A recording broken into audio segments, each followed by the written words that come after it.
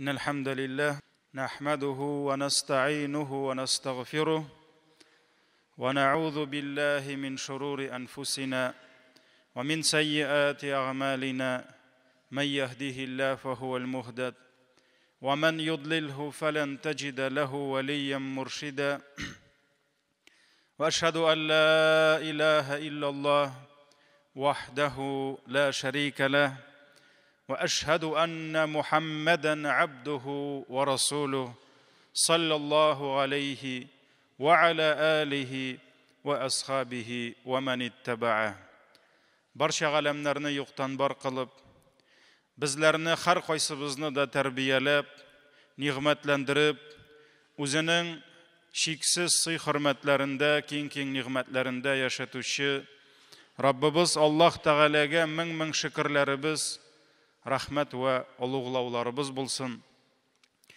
Yerlarga da, ko'klarga da Alloh Taolaning rahmatin olib kelgan, bizning uchun eng qadrli, eng suyukli kishilardan bo'lgan payg'ambarimiz alayhi salatu vassalam, ona Allohning salami ham salavati bo'lsin.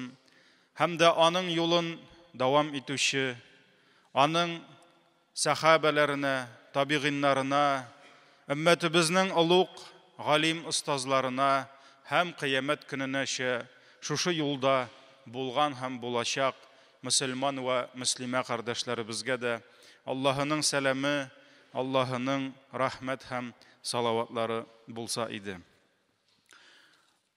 Alloh Taolaning bizga bergan cheksiz, sanoqsiz ne'matlarining birsi har qaysibizda kun sayin muhtoj bo'lgan. Har qaysibizda kun sayin shu ne'matda bo'lgan rizq. Oshov ham shu ne'mati. Shundan da barcha jon egalarining da umrlari, bo'lsin mo'l kishilar, bo'lsin mo'l hayvonlar, qushlar, balıqlar, kichkinagina, hatto bijak, bakteriya, mikroblar har birisining turmushi, yashayishi shu ulug' ne'mat bilan tig'iz baylangan. Albatta, Alloh ala kulli shayin qodir. Aning kuchi bir narsaga da yeta. Agar Alloh tilasa, ol bizni rizq ham suvga muhtoj bo'lmagan ravishda da yaratir edi, bo'ldirar edi. Chunki Allohning aytik farishtalari alar oshamaylar. Alarga rizq kerakmi? Alar ichmaylar.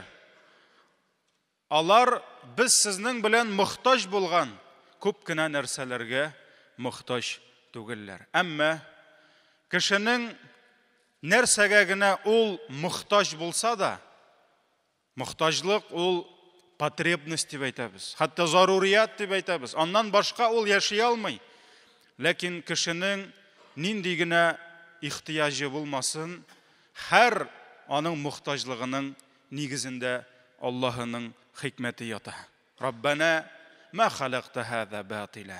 Ey Rabbimiz, sen bir narsani da maqsadsiz, tiktimolga, zayasiz bo'ldirmaysan. Şuna ko'ra Adam bolalari muhtoj ekan havoga, buning hikmati bor. Adam bolalari muhtoj ekan yuqiga, yuqisiz o'lalar, buning hikmati bor. Adam bolalari muhtoj ekan oshov, suvga, badrafga borib yumushin o'tawga, o'zining jinsiy ehtiyojini qanoatlantirishga, salomat erga xotin qiz kerak, salomat xotin qizga er kerak. Har bir oning muhtojligida Alloh Taolaning hikmati bor. Hammana shu Adam balasin shu muhtojlik bilan, ehtiyojlari bilan aylantirib olib, shuning bir hikmati birsigina Alloh Taola bizni qul ekanimizni esga tushirib turadi. Adam balasi qay vaqt o'zini ne qadar kuchli, quvvatli deb sezmasin, o'zining moli mulkatına qarab nishikkina masaymasin, Alloh qo'ygan tartibni Allohning yerinde ol biz olmay. Biz olmay. Agar da birinin shigan, men o'zima boshqalarga xo'ja deb yurgan kishiga әйтсәң, Аллах биргән ризыктан баш тарт. Ашама дисәң, яши аламы? Юк. Әгәр дә Аллах биргән һавадан баш тарт, сулама дисәң, яши аламы? Ничәдер секундтан юкка чыга, һәлак булачак. Әгәр дә Аллах Тәгалә безнең табигатыбызга сеңдергән табигый йомыш үтәү, йөрмә бәдрәфкә, үтәмә йомышыңны дисәң, булдыраламы? Юк. Менә бу күрсәтә безнең кол булуыбызны. Без килдек үзебезнең җиребезгә түгел, Аллаһының җиренә килдек. Һәм без телибезме? Теләмибезме? Без моңа ышанабызмы? Ышанмыйбызмы? Без мәҗбүр Аллаһының җирендә яшәп, Аллаһ куйган кануннарга буйсынып яшәргә. Шуларны танырга. Шуңа күрә борынын үскә чигән, күкрәген киергән, мин сезнең хуҗагыз, сез минеке дип әйтүче фиргауннар, алар һәр заманда булалар, һәм булачак та дөнья беткәнче. Алар бу дөньяга түгел. Алар башкаларның гомерләренә түгел, бу җиргә түгел, бу күккә түгел, үзләренең тәннәренә дә хуҗа түгелләр. Әгәр дә ул үзенең тәненә хуҗа булса, туктатсын шәшен үсүдән, туктата алмый. Әгәр дә ул үзенең тәненә хуҗа булса, туктасын картаюдан. Күпме тырышалар безне туктатырга картаюдан. Булмый, булдырып булмый.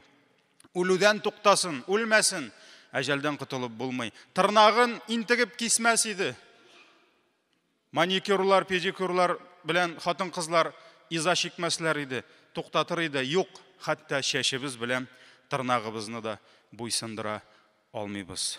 Ашау эчү ихтияҗы.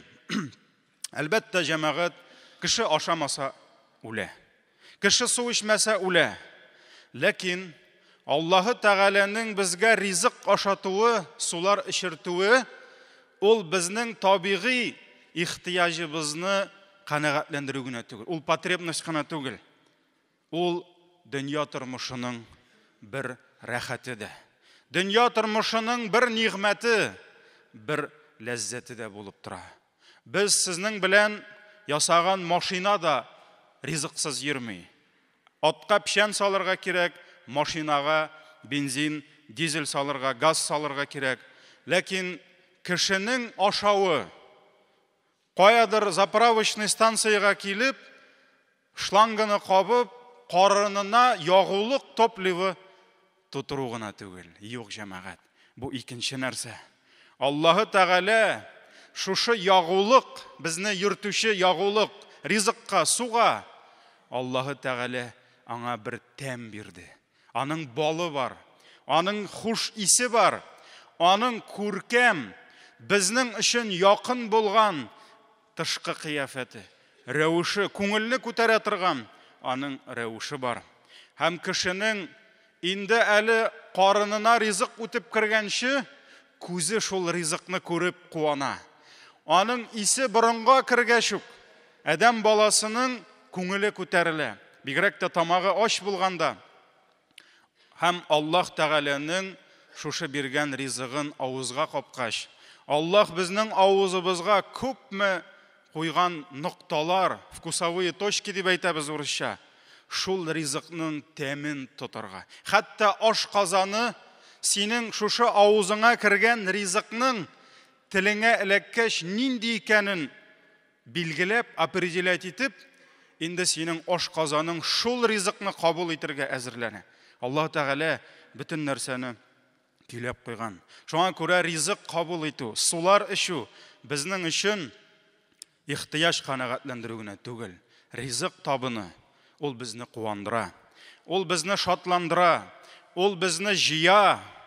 Сөйкле пәйгамбәребез: "Иҗтәмиу аля таамикум юбарак лакум фих" диде. Ризыгыгыз артында җыелыгыз ди. Күселәр кебек качып кына айрым гына ашап утырмагыз ди. Җыелыгыз ди.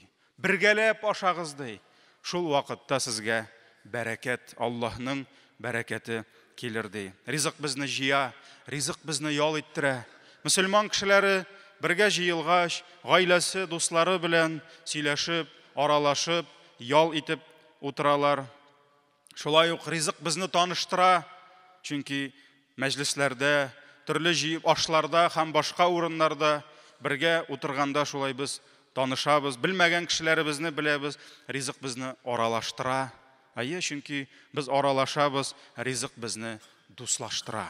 Һәм моннан тышта Аллаһы Тәгаләнең безгә биргән ризык нигъмәтенең бик күп, әлхәмдүлилләһ, файдалары бар. Һәм ризык безгә Аллаһы Тәгаләдән күпме дуга кылырга сәбәпче була. Ризык җитми дуга кылабыз. Сәүдәгә, кәсепкә чыгабыз, ризык эзләп дуга кылабыз, кәсеп савап алабыз. Һәм ризык безгә шөкер итәргә, Аллаһы Тәгаләгә рәхмәт әйтергә күпме сәбәп була. Чөнки ризыктан соң Аллаһка дуга кылып, Аллаһы Тәгаләгә рәхмәт әйтеп китәбез. Хәтта җәмәгать, ризык безгә шул кадәр рәхәтлек, шул кадәр ләззәт бирә, еш кына шушы ашау һәм ишүдән ләззәт алу бераз гына безнең шамадан да артып китә һәм кеше Аллаһы Тәгалә биргән тәннең сораганыннан артыгын кабул итә башлый. Булды инде, тәнгә җитте, бак күптән тулды инде. Ләкин әле һаман туктый алмый. Тәне туйды, күзе туймый.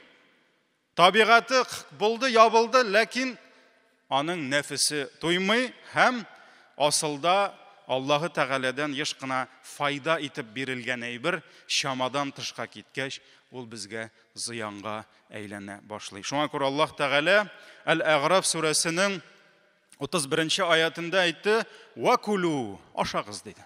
Ашау гынах түгел.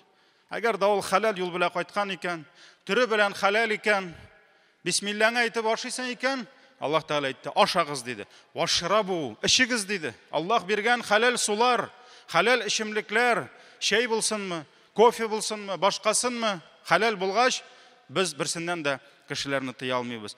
Ләкин Аллаһ Тәгалә әйтте: "Вала тусрифу", ашагыз, ишегез, әмма исраф кылмагыз. Исрафка кирмәгез. "Иннаху ла юхиббул мусрифин", Аллаһ шиктән ашмагыз диде. Шиктән ашучы, исраф итүчеләрне яратмый диде. Һәм менә җәмәгать, нәфес әгәр дә бер әйберне яратса, ул шушы әйберне халалләштерү өчен, дөрестләштерү өчен нәрсә генә уйлап тапмый. Еш кына без табында ашалмый калган ризыкны күреп, нишлибез? Ярар инде. Исраф булмасын инде дип, тамак туйган инде безнең күптән. Корсакларыбыз тулган инде, ләкин корсак ул машинаның багы кебек түгел. Ул киңәя. Аллаһ безгә сынау өчен шундыйны биргән. Һәм кеше табында калган, ашалмый калган ризыкны әрәм булмасын дип нишли? Корсагына тутыра башлый.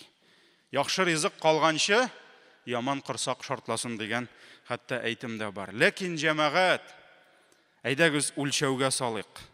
Табында ашалмый калган ризыкны төреп, суыткыч холодильникка куярга була.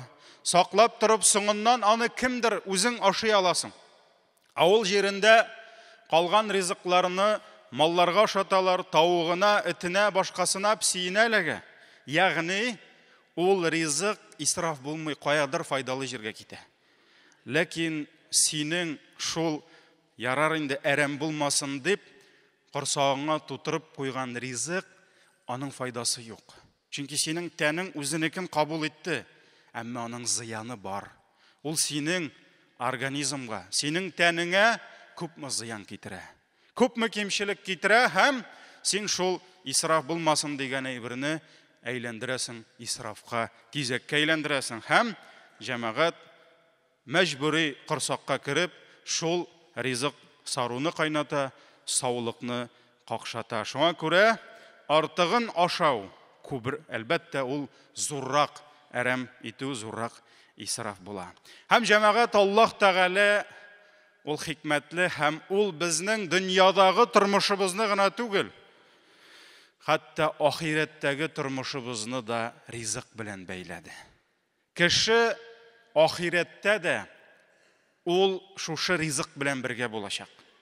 Күп кенә нәрсәләр Аллаһы Тәгалә безгә бераз күз аллау өчен, бераз чагыштырып гыйбрәт алу өчен күп кенә дөньяда булган нәрсәләрне бул безгә ахирәттә дә бирә, ләкин алар сыйфаты белән бөтенләй башка төрле була. Әлбәттә, дөньядагы ризык ахираттагы ризык кебек түгел. Ахираттә бөтен нәрсә башкача була.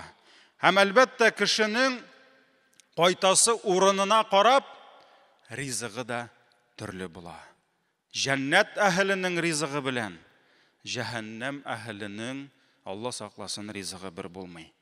Әгәр дә без җәһәннәм ризыгына кайтсак, җәһәннәм ризыгының максаты, ни өчен анда Аллаһ ризык бирә? Кешеләргә газап өстәү өчен. Кешеләрнең михнәтләрен, хәсрәтләрен арттыру өчен. Һәм Аллаһ Тәгаләнең китабы Коръәндә, сөекле пәйгамбәребезнең хәдисләрендә җәһәннәм ризыклары, җәһәннәм сулары турында бик күп хәбәрләр бар.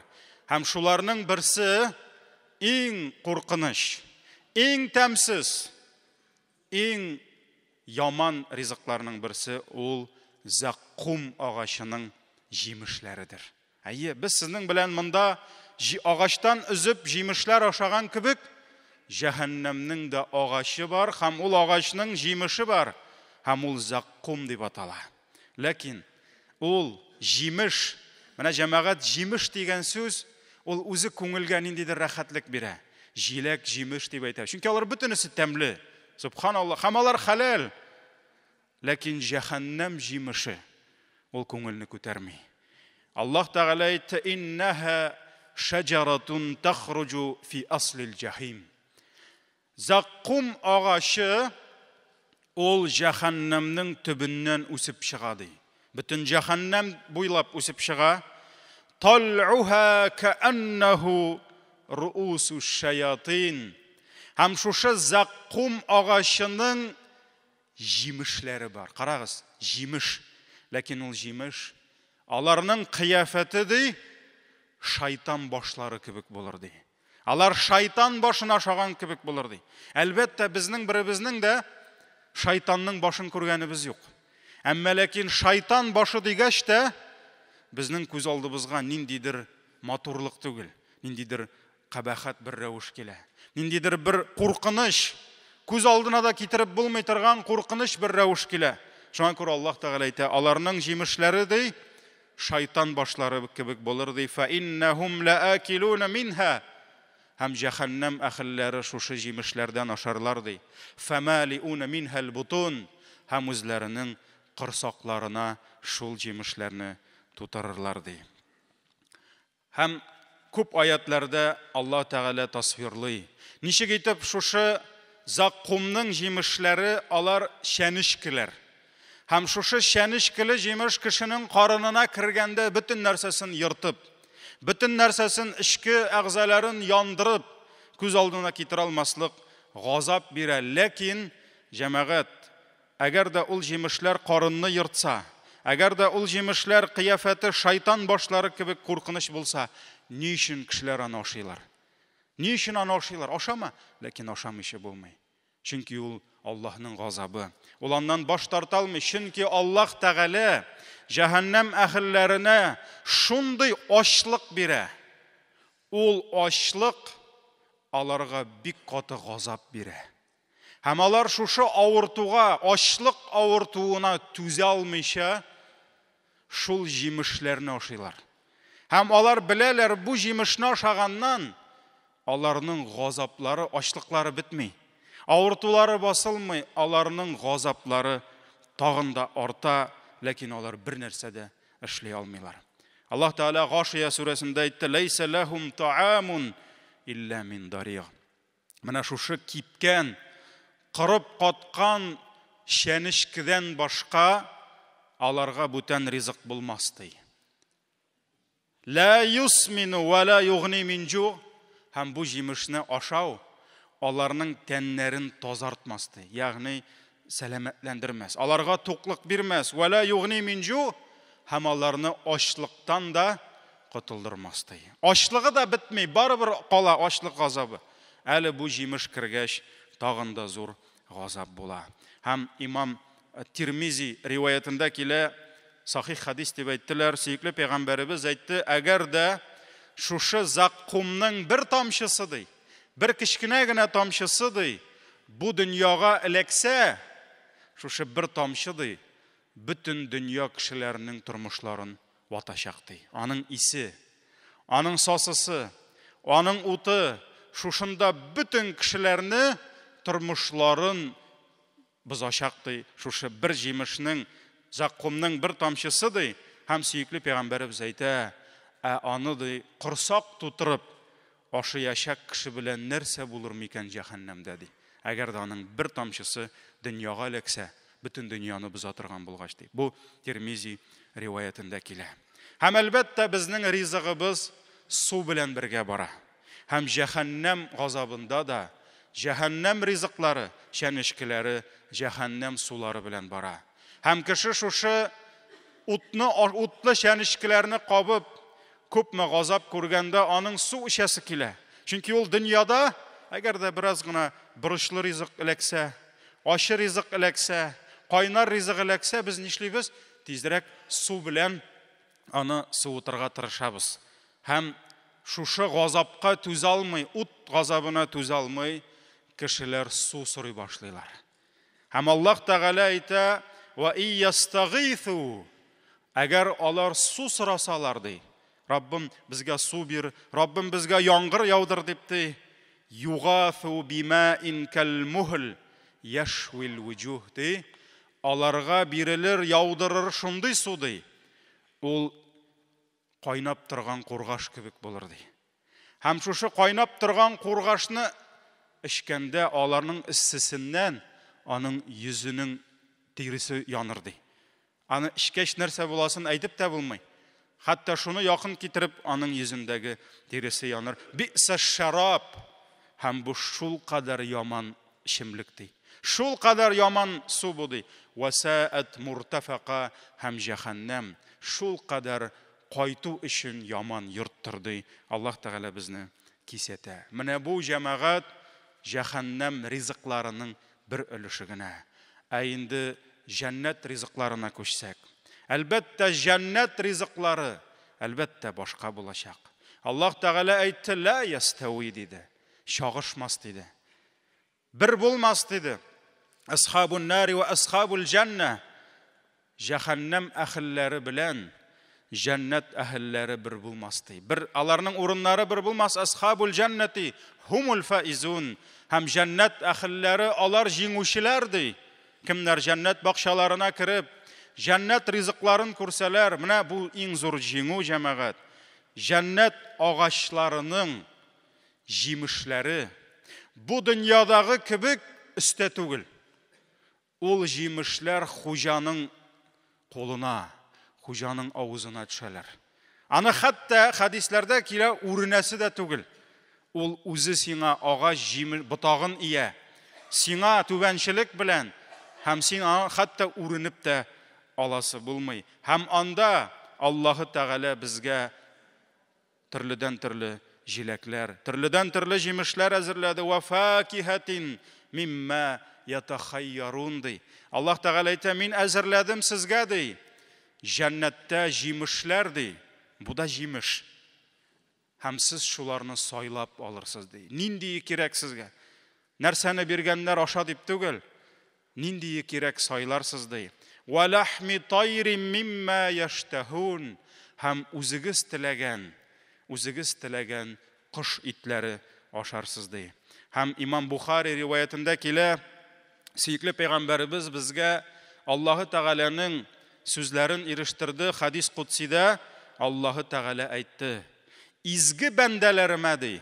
Кемнәр дөрес юлдан бардылар, кемнәр салих булдылар, ягъни хәерле бәндә булдылар, изге бәндәләремә бер кашанда бер кешенең дә күзе күрмәгән, бер кашан бер колак ишетмәгән, бер кашан бер кемнең башына да, төшенә дә, хыялына да кирип карамаган нәрсәләр әзерләдем ди. Җәннәт җимешләрен бер кемнең дә күргәне юк. Бер кемнең дә ул нәрсәләрне ишеткәне дә, татыганы да юк. Һәм икенче бер риваятта килә, хәтта бер пәйгамбәрнең дә, бер фәрештәнең дә күзе күрмәгән нәрсәләрне әзерләдем ди. Аллаһ Тәгалә сезгә җәннәткә ди. Һәм Аллаһ Тәгалә җәннәтнең төрледән төрле җимешләреннән тыш җәннәт суларын да бирде. Әйе, җәһәннәмдә сулар булган кебек, үлек сулары, кан сулары, кургаш янып торган сулар, җәннәтнең дә сулары бар. Һәм җәннәт елгалары без белгән, ләкин күпкә яхшырак булган судан тыш, Аллаһ Тәгалә җәннәт бакчаларында сөт елгалары бирде. Аллаһ Тәгалә җәннәт бакчаларында бал елгалары бирде. Аллаһ Тәгалә җәннәт бакчаларында шәраб, хәмер, вино елгалары бирде. Әгәр дә дөньялыкта кеше шул шайтан суын сатып алып, шул шайтан суын чырайларын сыта-сыта эчә, чөнки ул баллы түгел. Шулай дип сөйлиләр инде. Баллы булса чырайларын сытмаслар иде. Шул шайтан аракыны чырайын сытып эчә, шуны эчкәннән соң тизрәк тәме бетсен дип закусывать итә. Чөнки ул тәмсез. Аллаһы Тәгаләнең җәннәт шәрәпләре, җәннәт хәмерләре кешегә бик зур ләззәт бирәчәк. Безнең авылга килә иде, күрше авылдан бер абый. Инде Аллаһ Тәгалә урынын җәннәттә кылсын. Ул күптән вафат. Ул акылга бик сай иде, мәҗнүн иде. Һәм без бәләкәй чакта инде нишлисең, тәрбиябез җитмәгәндер күрәсең, Аллаһ Тәгалә кичерсен, без аннан көлә идек. Һәм бер вакыт biz аннан сорадык, син абый арак эчәсеңме дип. Ул әйтте, юк, нишләп мин арак эчим диде. Нигә эчмисең, менә бөтенесе эчә бит ди. Шуннан соң ул әйтте, мин ул аракыны ди, писүк булгатып тәшеп карадым ди. Бал салып тәшеп карадым, ул бит тәмсез, нигә мин аны эчим ди. Без шунда көлгән идек. Хәзер мин шул кешене искә төшерәм, аның өчен дуа кылам, урыны җәннәттә булсын. Ләкин нинди дөрес сүзләр әйткән. Нинди дөрес сүзләр әйткән кеше. Бер сәүдәгәргә әйткәч, аракыңны калдыр әле, сатма инде аракы, харамга күчәсең бит. Әнә бит күпме ризыкларың, хәләл ризыкларың бар бит дигәч, хәзрәт, ул минем хәләл ризыкларны да бит, шул аракыга закуска өчен алалар ди. Карагыз, кеше шул шайтан суын эчкәндә, шуның тәмсез тәмен сүндерер өчен күпме закуска ала. Аллаһы Тәгаләнең шәраб елгалары, алар кешегә күпме ләззәт бирә. Күпме кешене куандыра һәм Аллаһ Тәгалә әйтте, ятуфу алейхим вильданун мухалладун. Алар тирәли, мәңге яшь булган малайлар, сабый малайлар йөрерләр ди. Бу Аллаһ Тәгаләнең бер нигъмәте, хезмәтчеләр булып, сабый балалар йөриячәк, әйбер китереп. Бу җәннәт өчен яратылган. Би аквабин ва абариq ва касим мин маин. Алар төрле савытлар, кем кәсә, кем кымган, кем башка зур савыт белән алып килерләр аларга шәраб ди. Төрледән төрле вино, төрледән төрле хәмерләр, ла юсаддауна анха ва ла юнзифун. Һәм аны эчкәннән башлар авыртмас ди. Җәннәт шәрабын эчкәннән пахмил юк. Һәм аларны ул исертмәс ди. Бу дөньяда кеше исереп, әз генә булса да нәрсәнедер онытып торыр өчен, күңелен күтәреп торыр өчен эчә. Җәннәттә ләззәт өчен эчә торган була. Шуңа күрә җәмәгать мәңгелек йортларының кайсысына омтылырга? Ахирәттә әзерләнгән меню җәһәннәмдәге заккум агачымы, әллә җәннәттәге җиләк җимешләрме, кайсын сайларга үзебез уйлыйк, кардәшләрем. Я Раббым, безне ут газабыннан сакласаң иде. Я Раббым, җәннәт бакчаларына безне кертсәң иде. Я Раббым, әгәр дә шушы дөньяда булган күпме харам ашамлыклардан синең ризалыгың өчен тыелсак, Раббым, безгә җәннәт җимешләрен татырга насыйп итсәң иде. Әгәр дә Раббым, синең ризалыгың өчен хәмерләрдән, харам булган ичемлекләрдән тыелсак, Раббым, безгә җәннәтләргә кайтып, җәннәт хәмерләрен, җәннәт шәрәпләренең елгаларыннан ятып ишүләрне Раббым насыйплардан кылсаң иде. Баракаллаху лана ва лакум фил Кур'анил азим ва нафa'ana bil ayati ва зикрил хаким иннаху хувал гафурур рахим. Астагфирулlah.